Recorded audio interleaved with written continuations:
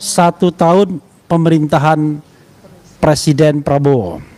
Kita tidak tahu siapa yang berprestasi dan siapa yang korupsi.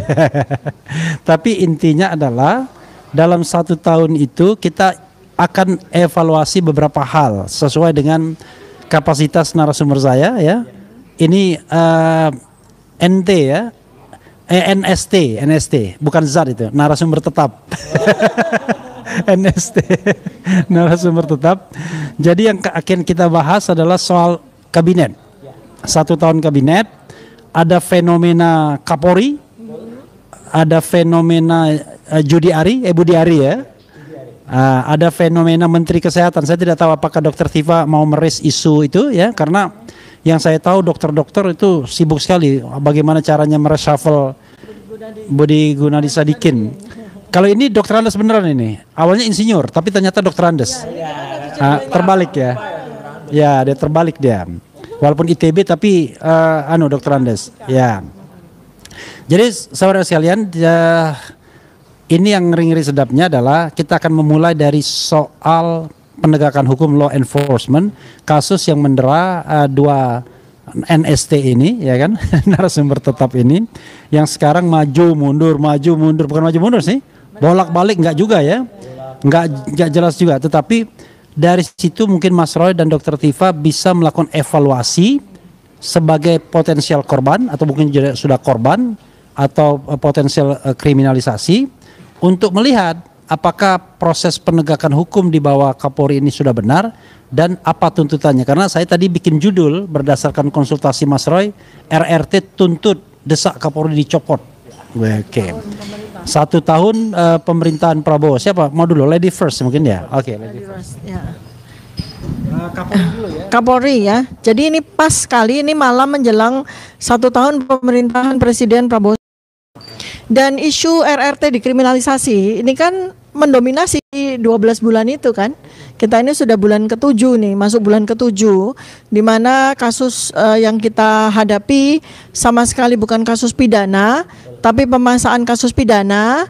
Orang yang melaporkan saja bingung siapa yang dia laporkan, ya kan?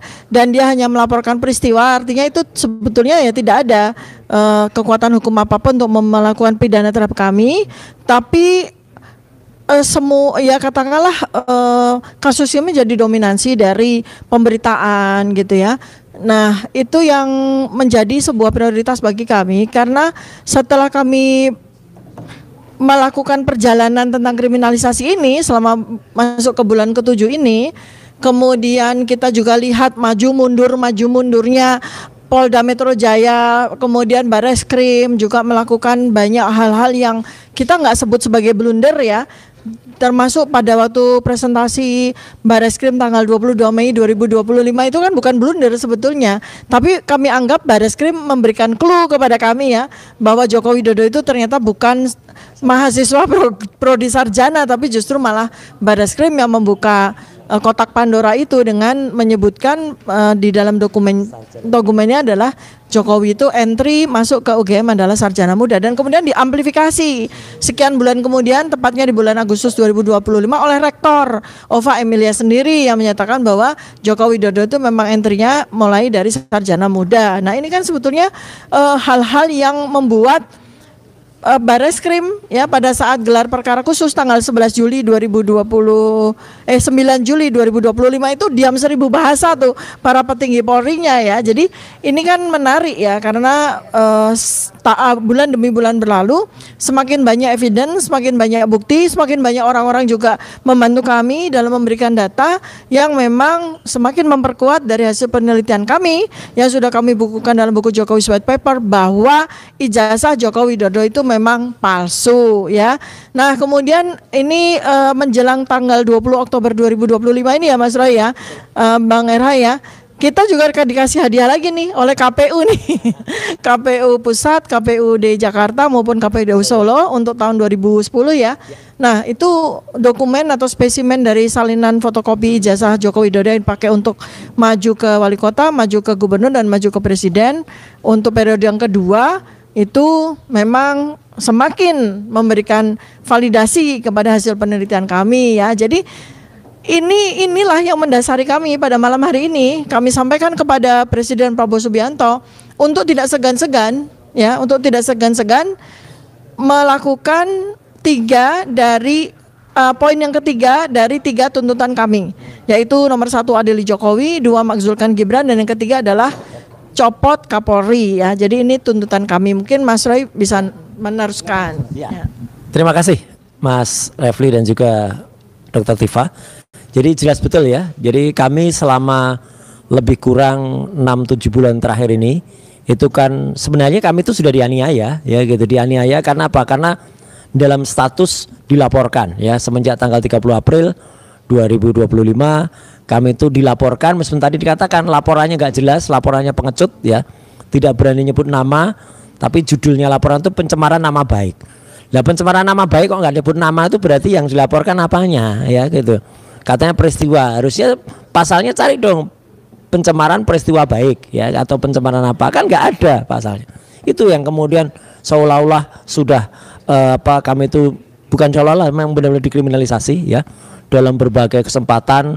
Waktu itu ya di awal-awal itu di bulan Juni, kemudian Juli, Agustus itu terus-menerus kalau para termol itu di TV, terutama orang yang justru sekarang ini harusnya menjadi DPO ya gitu, Daftar Pencalonan, yaitu Sylvester Matutina, berulang kali dia di media massal mengatakan pasti tersangka, masuk penjara, masih gitu, dan semua termol bicara sama.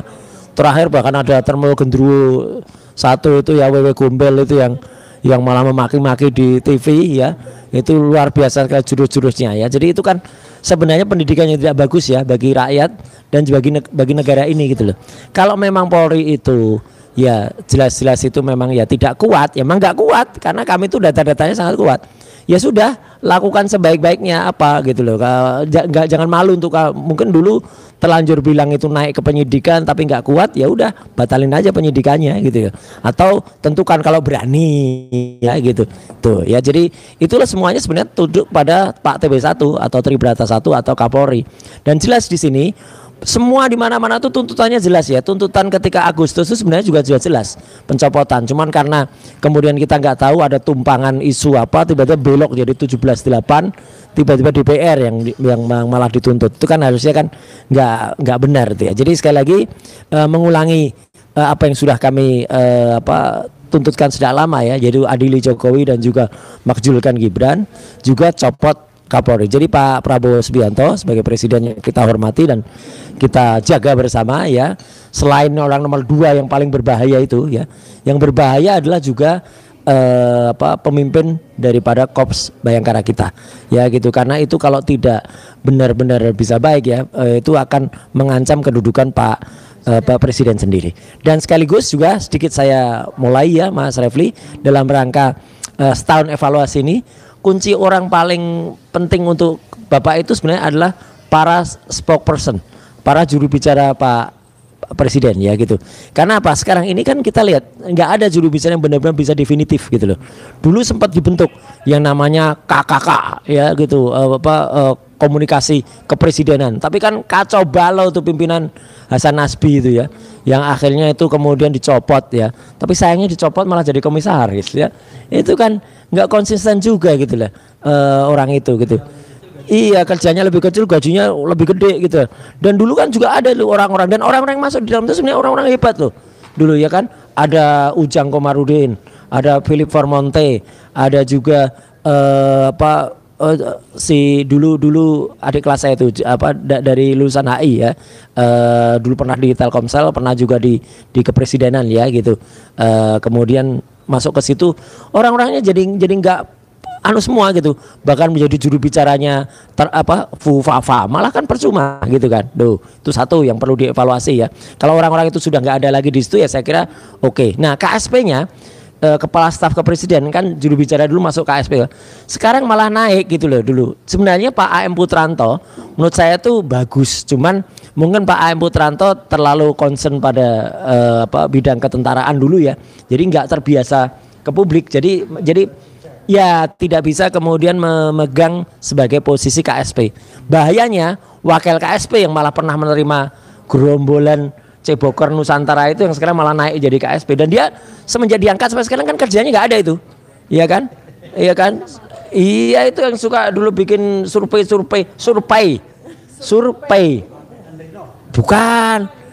Bukan itu si Kudori ya. Kodari ya. Ini beda-beda tipis dengan orang yang dulu pernah jadi Menteri Komunikasi dan Informatika, Menkominfo. Nah, yang untungnya sudah Bapak copot. Ini saya apresiasi ya, karena si Judi Ari ini yang dalam kasus Budi online, ya, Judi Ari ini kesalahannya nggak cuma satu, banyak kesalahannya Pak Prabowo ya. Dulu dia pernah bentuk, ingat nggak, yang namanya pusat data masyarakat ya, itu artinya dia tadinya mau membentuk yang akan ada di Cikarang ya, jadi itu pusat untuk semua data di Indonesia, tapi akhirnya malah bocor karena penunjukan langsung, yang akhirnya itu bocor milik Telkom Sigma yang ada di di Surabaya ya. Itu kerugiannya sangat besar sekali, semua data masyarakat keluar, semua data-data pribadi keluar, percuma ada undang-undang perlindungan data pribadi karena ini dibocorkan gara-gara oleh si Judi Ari tadi itu ya. Tapi ya sayang banget ya, saya harus bilang apa adanya, meskipun itu sahabat saya ya, Menkom Digi yang sekarang ya, Mutia Hafid juga tampaknya performnya nggak bagus-bagus amat ya gitu, karena kenyataannya judi online juga masih banyak banget, padahal sepele sebenarnya, tinggal dia mengusulkan kepada presiden mengubah peraturan pemerintah yang memindahkan server yang tadinya di dalam negeri boleh di luar negeri, itu balik lagi ke dalam negeri. Dengan di dalam negeri otomatis ya data-data itu bisa terkontrol ya. Jadi yang tadi dilakukan oleh Judi Ari itu namanya Pusat Data Nasional, PDN. Dulu PDN itu kemudian bocor, datanya tembus kemana-mana dan kerugian. Belum judi online-nya ya. Yang judi online itu malah sempat diikuti atau di-follow oleh akun wakil presiden. Nah ini kan konyol banget kan. Iya, 3 akun. Nah itu yang konyol banget. Jadi ini yang menurut saya beberapa evaluasi yang ada kaitannya dengan saya, Mas. Gitu. Kalau kemudian yang dulu pernah saya duduki, ya so far sebenarnya oke-oke aja ya di Kemenpora ya gitu. Selain Mas Dito juga pernah namanya disebut-sebut dalam kasus itu ada uang yang dikembalikan. Dalam kasus BTS ya, BTS itu juga kemana-mana itu ya, kena menteri yang sekarang juga sebenarnya gitu ya. Dan ada, tapi yang last but not least adalah seorang menteri yang harusnya dia bergerak cepat karena ada hutan di Rinjani yang kebakaran, tapi malah dia datang ke Dias Natalis Abal-abal dan malah nyinggung soal ijazah palsu wamennya ya, Menteri Kehutanan tuh ya, dia harusnya ngurusin tuh hutan di Rinjani kebakaran dan hutan yang dibabat habis untuk IKN itu ya. Itu jadi moga-moga Pak Prabowo cepat sekali ya kemudian melakukan reformasi juga ya gitu terhadap para menteri-menteri yang tidak capable ya, termasuk nama-nama tadi yang sudah saya sebut, dan yang terutama wakilnya ya, wakilnya itu berbahaya ya, itu Mas Refli. Jadi Mas Roy ini rupanya aliran yang tidak tahan untuk membahas satu topik dulu. Langsung diajar. Padahal tadi saya stick dulu ke Kapolri, tapi nggak apa-apa. Nanti saya ulangi lagi ya. Balik lagi soal Polri, kan sebenarnya ada 2 hal yang kemudian membuat performance Polri di bawah Kapolri ini kurang terlalu oke. Pertama adalah soal yang terkait dengan penyelesaian kasus ijazah palsu itu sendiri yang diadukan oleh TPUA ke Bareskrim Mabes Polri. Dan sebenarnya kan itu adalah kunci untuk menyelesaikan kasus ini, first final and binding mungkin, atau final and binding, dan kemudian akhirnya tidak ada lagi no more debate mengenai ijazah ini palsu atau tidak. Secara saintifik Dr. Tifa dan Mas Roy punya keyakinan sama Rismon punya keyakinan 99,99% ijazahnya palsu. Tetapi belum ada putusan hukum, dan sepertinya memang putusan hukum itu nggak akan pernah ada karena proses investigasinya dihentikan dengan alasan tidak ada bukti yang cukup. Padahal kalau kita lihat bukti kan gila-gilaan sebenarnya. Nah itu yang tadi tidak disinggung oleh Mas Roy soal kinerja polisi dalam kasus ijazah palsu ini saja. Nah yang kedua adalah soal juga yang terkait dengan laporan Jokowi, laporan fans Jokowi yang kemudian di entertain dan kemudian bahkan ditingkatkan ke dalam proses penyidikan dengan hore-hore pendukung Jokowi agar RRT ditersangkakan, ditangkap dan ditahan. Ini menjadi tidak jelas juga karena ya barangkali tadi tidak ada keberanian karena yang tersaji di kita adalah justru sebuah informasi yang menunjukkan makin benar RRT. Mungkin begitu ya. Saya tidak tahu. Silakan Mas Roy atau Dr. Tifa memperdalam soal kinerja polisi di bawah kepemimpinan Listio Sigit. Khusus terutama mengenai kasus ijazah palsu ini. Apa yang Anda inginkan sesungguhnya?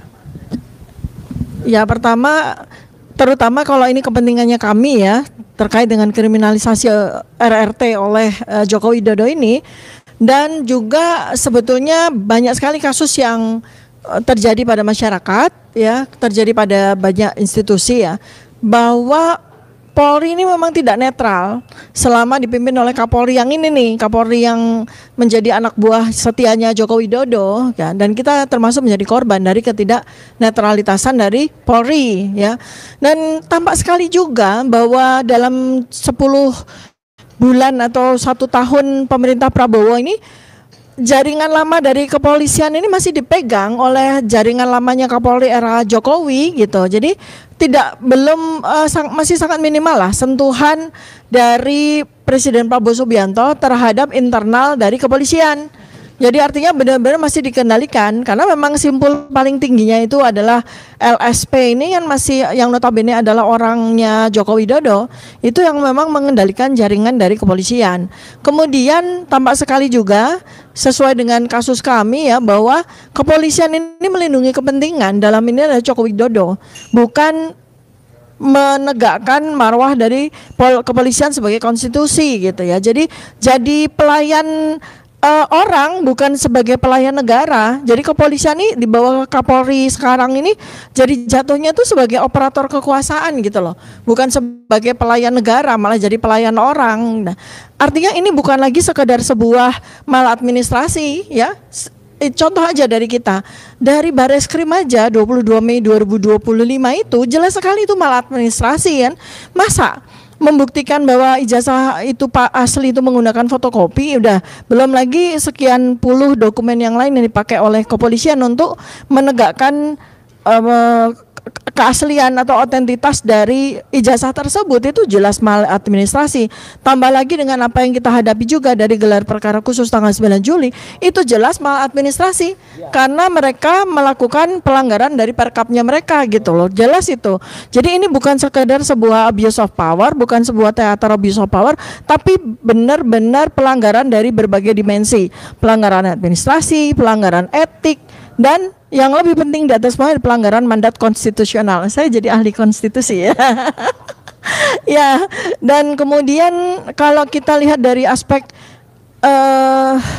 posisi hukum ya sudah, karena Pak Roy Suryo dan Pak Rismon ini sudah melakukan bukti ya, memberikan bukti ilmiah, saintifik ya, terkait dengan bukti digital dari kepalsuan ijazah Joko Widodo, maka menurut hemat saya kepolisian ini bisa loh diadukan atau Kapolri bisa diadukan ya untuk ya pengaduannya apa sih, pidana atau apalah gitu ya, itu ya. Kemudian kalau saya dari aspek saya gitu, dari sisi metanarasi saya ya, dari ilmu saya, ini Kapolri ini sekarang ini jadi simbol bahwa negara ini tidak dipimpin oleh presiden gitu loh, tapi dipimpin oleh bayang-bayang seorang mantan presiden yang sampai dengan hari ini bayang-bayang itu masih dipegang sebagai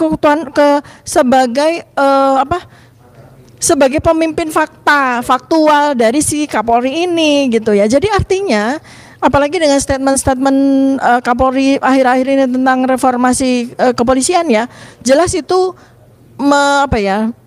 tidak menghiraukan dari apa yang dimaui atau apa yang diinginkan oleh presiden sendiri gitu. Tampak bahwa Kapolri ini seperti main sendiri gitu ya.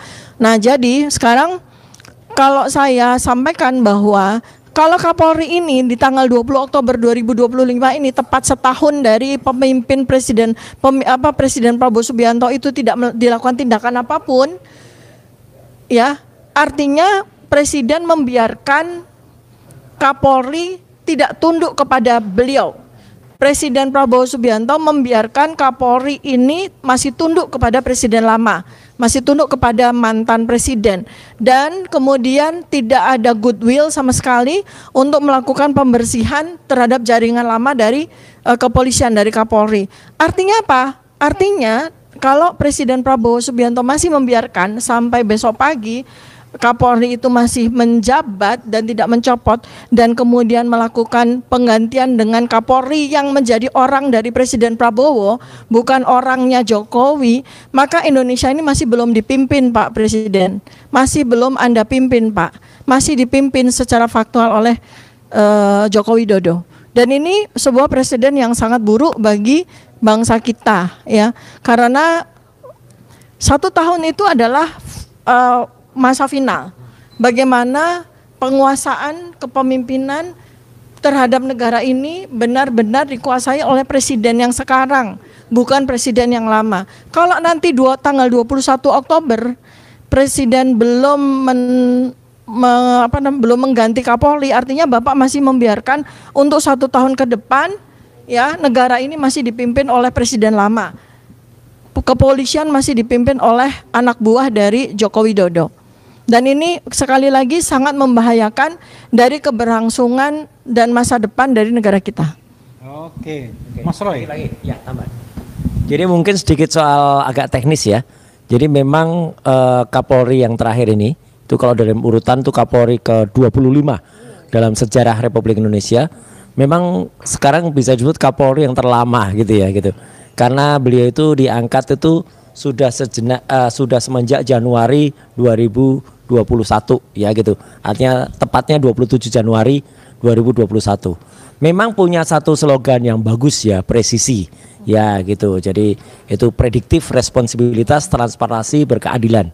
Gantikan yang dulu digunakan oleh Tito Karnavian yaitu promoter ya gitu, promoter kayak apa, promosi apa gitu ya gitu. Profesional, modern, dan terpercaya ya gitu. Dan termul ya. Oh iya, promotor itu promosinya termul ya gitu. Nah, tapi artinya apa? Ya orang memang kalau sudah terlalu lama itu kebiasaannya emang nggak bagus dimanapun gitu ya. Jadi tolong Pak Presiden ya gitu, apalagi dengan apa kasus yang sudah digantung sekian lama gitu bagi kami gitu ya, statusnya dilaporkan tapi kemudian semakin banyak bukti-bukti yang terkuak, semakin banyak fakta-fakta yang tersaji, kepalsuan dari ijazah itu semakin nampak. Tampaknya Polri juga apa namanya kesulitan untuk mencari itu. Nah, jadi makanya kami tegas minta kepada Pak Prabowo ya, pertegas saja regenerasi di Polri, gerbong harus bergerak lagi. Jangan biarkan kemudian Polri ini macet ya, gerbongnya tidak bergerak gara-gara Kapolrinya bertahan sampai dengan 5 tahun lebih, sampai dengan 4 tahun lebih. Terima kasih. Oke. Iya, soal polisi ini ya, sebenarnya ada isu dari teman saya ya, yang tapi ini walau alam benar apa enggak, tetapi menarik nih ya.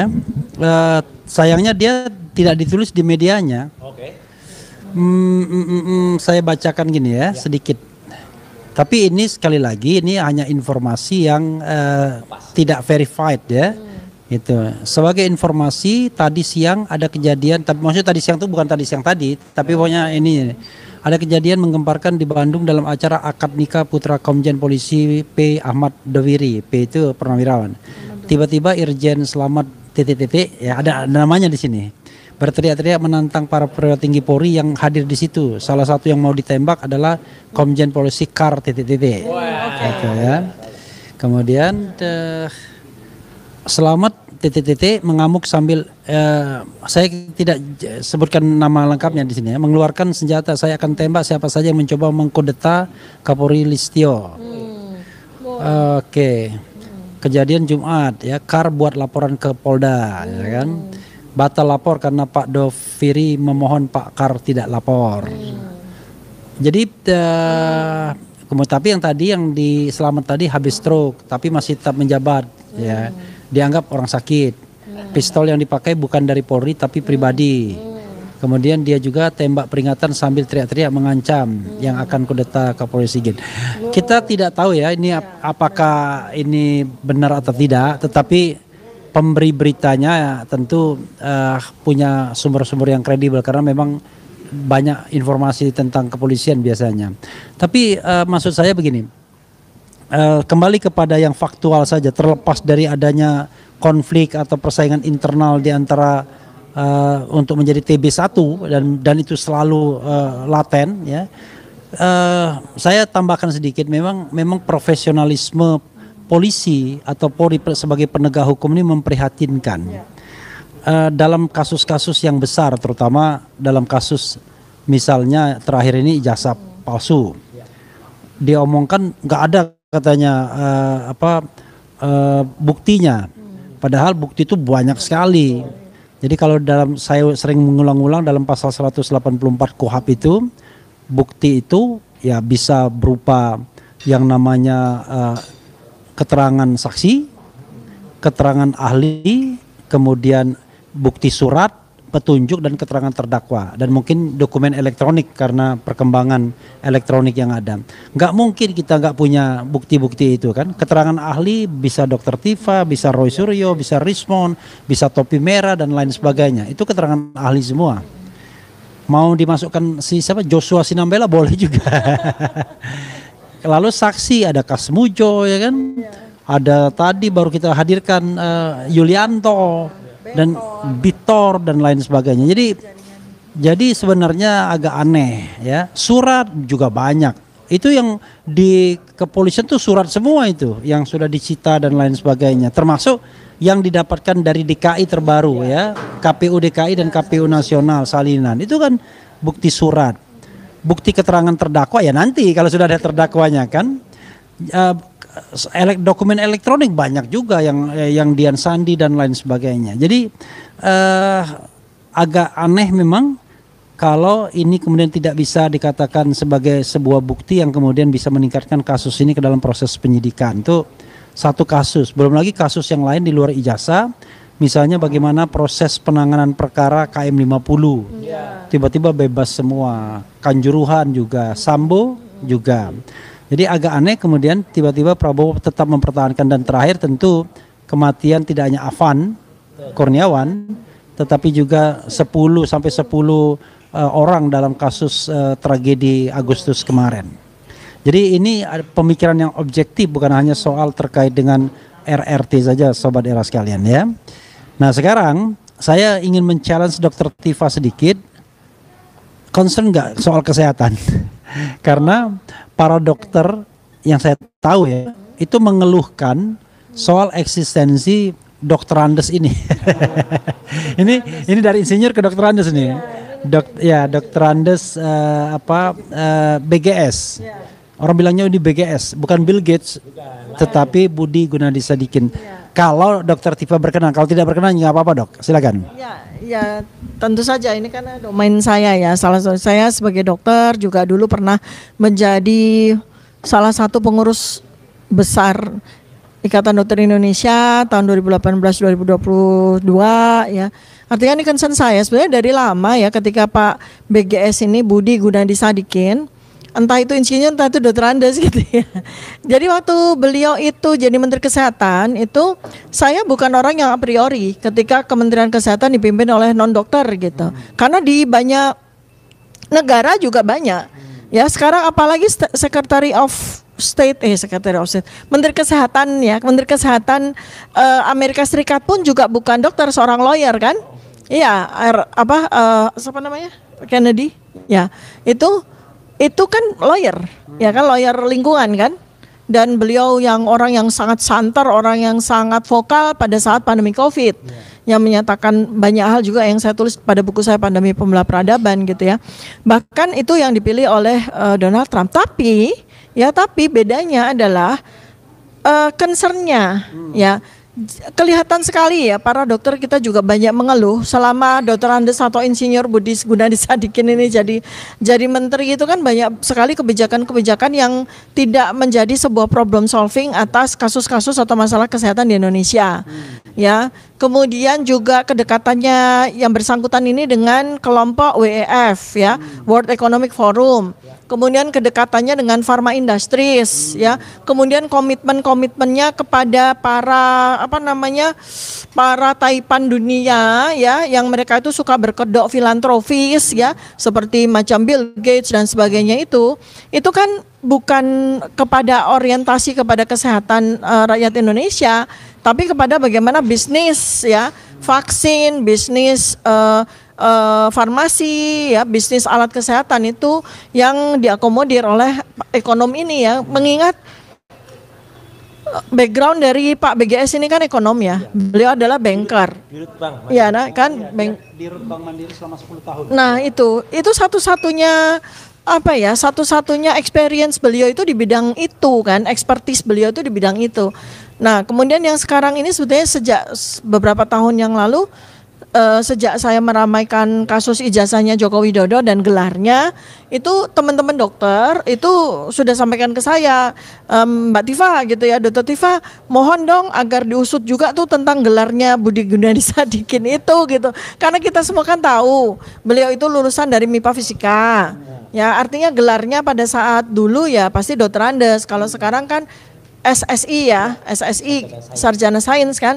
Nah, dulu kan Dr. Andes, kok bisa tiba-tiba insinyur? Karena tidak ada satupun background beliau itu di ITB itu di jurusan teknik ya, jurusan teknik yang berhak untuk menyandang gelar insinyur gitu. Tapi buat saya itu kan persoalan hukum ya, kalau memang mau ini pemalsuan gelar dan sebagainya ya. Tapi kalau buat saya lebih concern kepada soal itu, kompetensi, expertise ya, karena kesehatan itu kan pokok dari kehidupan manusia, ya kan. Orang nggak bisa hidup dengan baik kalau kesehatannya nggak terkelola dengan baik. Dan itu adalah salah satu tugas pokok fungsi dari seorang Menteri Kesehatan gitu. Jadi kalau memang katakanlah Presiden Prabowo Subianto itu menghendaki seseorang yang bukan dokter, mungkin supaya lebih concern kepada prevention, lebih concern kepada kesehatan komunitas gitu, sebaiknya mengambil yang memang punya concern kepada itu.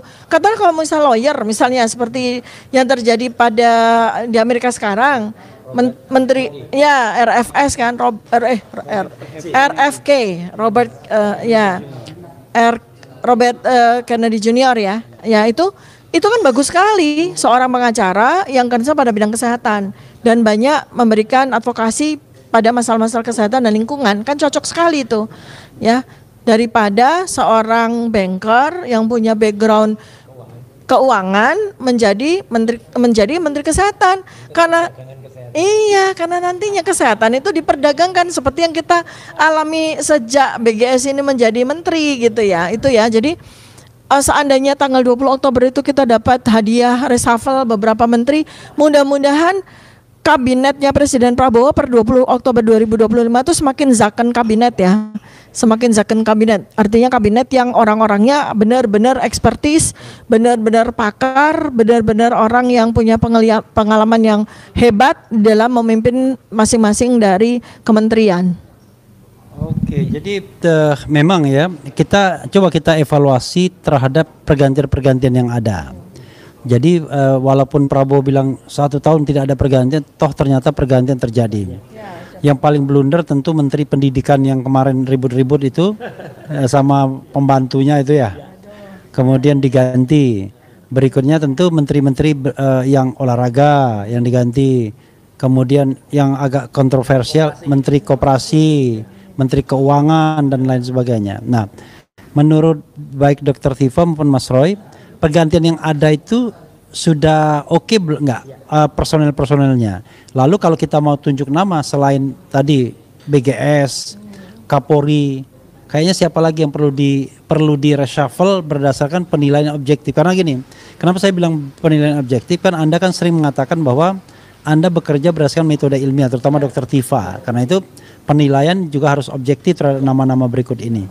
Kalau Budi Ari ya tentu saja karena dia terlibat kasus. Kalau kasus harusnya dari awal nggak usah direkrut gitu. Oke, silakan Mas Roy. Terima kasih. Jadi meskipun mungkin tidak atau belum terlalu nyolok ya seperti tadi yang saya sebut, 2 dunia teknologi informasi Indonesia kan berkembangnya sangat pesat ya. Menkom Digi ini harus orang yang memang benar-benar tahu bidangnya, concern gitu ya. Dan terutama yang itu dikejar masyarakat adalah kasus judi online atau budi online yang kemarin menterinya terlibat gitu ya. Sudah jelas terlibat Pusat Data Nasional, terlibat budi online, terlibat yang lain. Mutia ini nggak jelek-jelek amat gitu, tapi tidak cukup baik untuk bisa perform di bidangnya. Terutama tidak cukup, ya excellent aja enggak gitu, baik aja enggak. Jadi kalau excellent kan diatanya baik aja enggak. Karena apa? Karena jelas betul judinya masih jalan terus gitu ya. Dan itu masih nampak dan pada simple ya, tinggal dia usulkan pemerintah mengubah peraturan pemerintah yang dulu sempat ada untuk semua server di dalam negeri, terus kemudian tiba-tiba di era Jokowi server itu boleh di luar negeri. Itu yang sebenarnya cukup untuk kemudian menanggulangi ini, clear ya gitu. Belum soal pornografi yang masih terus berkembang di mana-mana ya gitu, karena gara-gara concern di sana kurang. Jadi menurut saya Komdigi yang memang yang saya tahu bidangnya banyak ya, cuman karena saya bukan bidang tersebut, nanti kayak dibilang omongan warung kopi aja gitu ya. Tapi kan kita juga merasakan, misalnya ada menteri yang dulu bikin kebijakan gas 3 kilogram kemudian susah kita cari balil ya. Nah gitu. Terus sekarang juga bikin kebijakan, kemudian kita yang biasanya ya bukan kita nggak nasionalis, kita biasa mengisi di SPBU yang boleh kita milih kan. Ada Kerang, ada Vivo, ada BP. Terpaksa kita sekarang kan ngantri lagi di ya kalau memang Pertamina-nya itu perform oke gitu. Kadang-kadang kan Pertamina kewalahan juga menangani ini. Jadi kita mau ngantri di Pertamax ya, tapi sebelahnya Pertalite-nya panjang banget sehingga kita juga nggak bisa masuk gitu. Kadang-kadang kayak gitu. Jadi artinya hal kayak gitu mesti diketahui ya gitu. Dan beberapa nama menteri kalau kemarin ya, meskipun saya juga nggak langsung merasakan, tapi kan ya melihat gaya-gayanya Menteri Keuangan ini unik-unik juga gitu ya, Pak Purbaya itu ya. Yang saya paling setuju adalah dia menolak membayar utang kecebong gitu ya. Kecebong, kereta cepat bohong-bohongan. Nah, istilah itu udah lama loh saya keluarkan. Udah sejak tahun 2022 ada di Twitter saya itu, kereta cepat bohong-bohongan. Kecebong, bohong karena katanya nggak mau pakai APBN, ternyata mau minta APBN. Untung Pak Purbaya tegas ya gitu. Katanya mau selesai udah sekian tahun belum selesai waktu itu. Sekarang selesainya pun ternyata utangnya waduh luar biasa. Dan kenapa kalau orang bilang, kan penumpangnya kan banyak gitu diminati. Gimana nggak diminati? Wong kereta Argo Gede dan Argo Parahyangannya dicabut, dihapus. Kalau masih ada ya orang tetap naik Argo Parahyangan, tetap naik Argo Gede gitu ya, nggak naik was wak talk the talk itu ya. Itu Mas, makasih. Dokter ada yang mau ditambahkan? Jadi saya ini aja secara overall aja ya. Karena untuk satu demi satu memang kita juga belum lihat. Kalau saya setahun ini belum kelihatan, memang ada yang saya kasih raport merah begitu ya. Tapi saya tentu saja tidak akan objektif karena bukan domain saya, bukan keahlian saya untuk melakukan penilaian itu gitu. Jadi overall aja saya cuma ingin menekankan kepada Bapak Presiden Prabowo bahwa kita ini kan menghadapi masa peralihan peradaban yang sangat-sangat krusial dari segala sektor, terutama dalam 3 hal. 1 dari sisi kesehatan, 2 dari sisi teknologi ya. Teknologi mencakup teknologi informasi, kemudian yang ketiga adalah dari sisi pangan. Jadi saya sebenarnya berharap Presiden Prabowo itu menambahkan 1 menteri, yaitu Menteri Pangan dan Gizi. Bukan hanya sekedar kepala badan. Tapi bukan orang yang jadi kepala Badan Pangan dan Gizi, karena kita lihat ya kedodoran dan sangat tidak paham tentang pangan dan gizi ya. Itu sih 3 itu. Jadi sektor kesehatan ini kenapa? Karena peradaban sekarang ini akan masuk kepada tahap yang kalau kita coba kelindankan dengan teknologi informasi, kita masuk pada tahapan peradaban transhumanistik. Transhumanistik di mana tubuh biologi manusia ini kan sudah harus di-enhance ya. Sudah harus di-enhance sekaligus juga harus diprotek dari penggunaan teknologi informasi. Yang tentu saja kalau tidak ada proteksi terutama dari sisi otak dan sel itu akan menjadi beban dan nanti akan menimbulkan banyak sekali destruksi yang sama sekali tidak bisa diantisipasi kalau segalanya bisa terjadi. Kemudian nanti teknologi Teknologi ini era yang udah masuk kepada bukan sekedar AI ya, tetapi masuk nanti tuh mungkin 5 sampai 10 tahun lagi udah masuk singularity. Ya ini susah nanti mungkin satu podcast lagi gitu ya.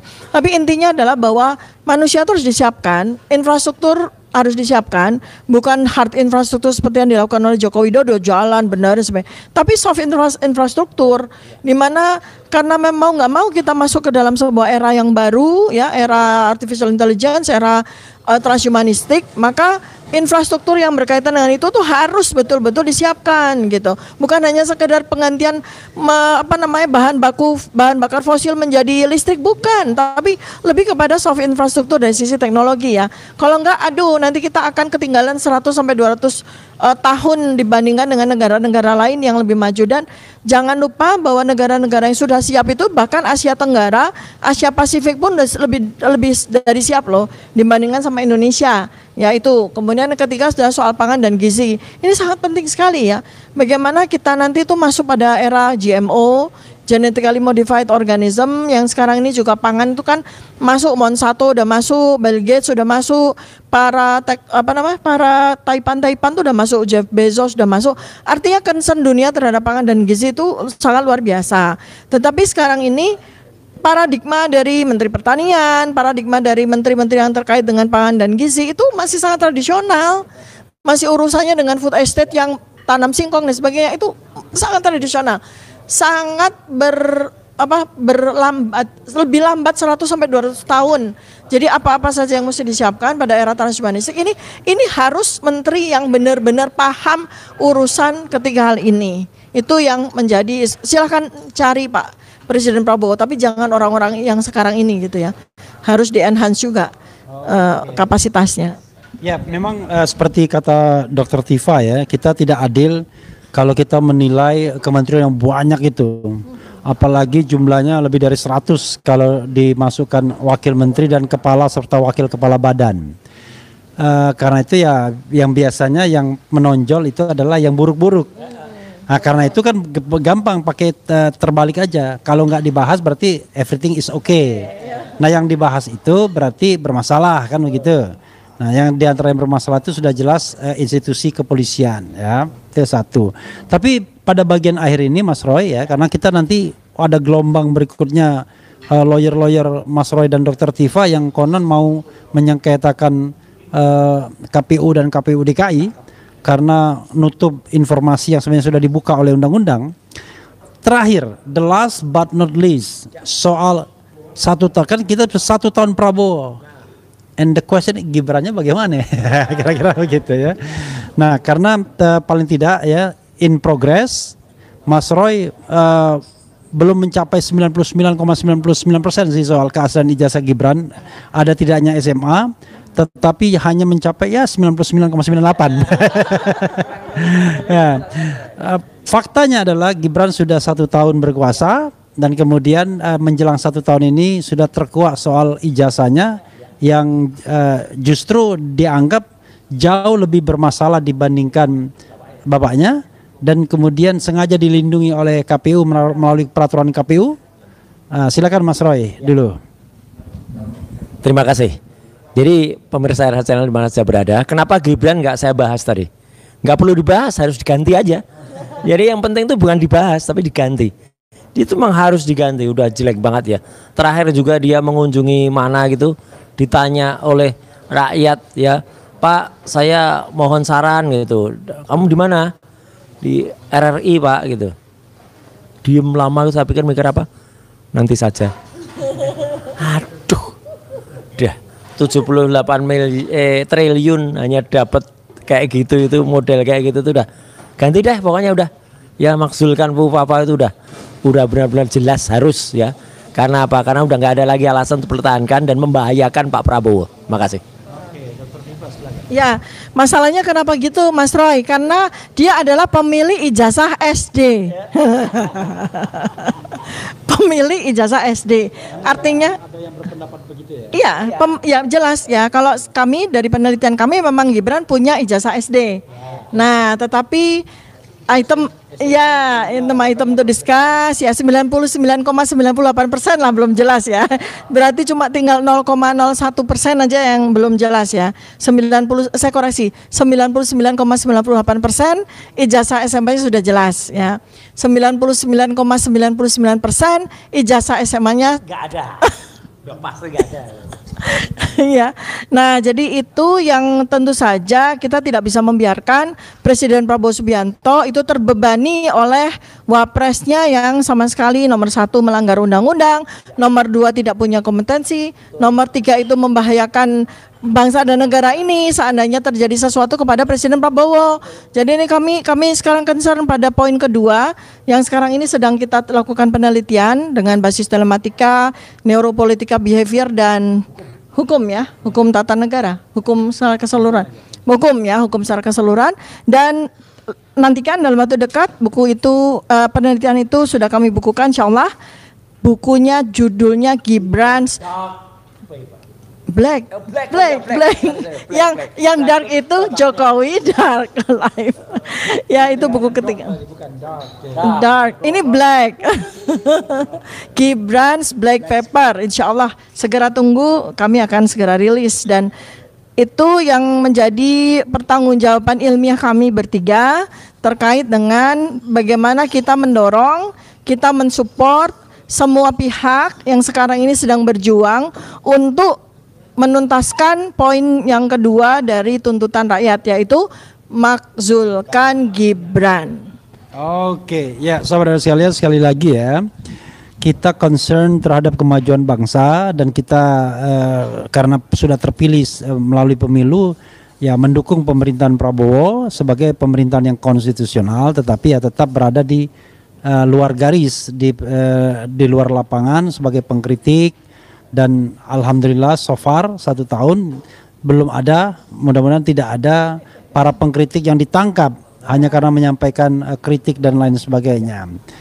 Yang terjadi kepada Dr. Tifa dan Mas Roy itu sudah tidak baik sesungguhnya, tetapi mudah-mudahan tidak sampai pada penersangkaan. Karena saya selalu mengatakan kan, negara yang mengkriminalkan atau memenjarakan orang yang berpendapat itu pasti demokrasinya sontoloyo. Dan tentu Prabowo kan tidak ingin dikatakan bahwa dia juga sontoloyo. Karena kalau demokrasinya sontoloyo, presidennya juga sontoloyo ya. Jangan marah Pak Prabowo ya.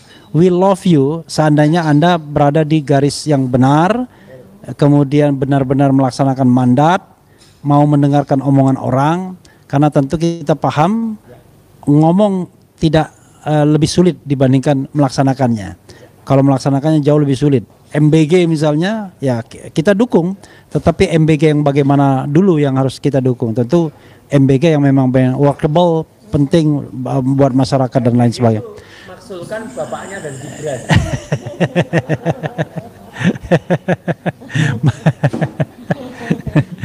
Ya, dalam konteks ini MBG adalah makan bergizi gratis ya kan, gitu.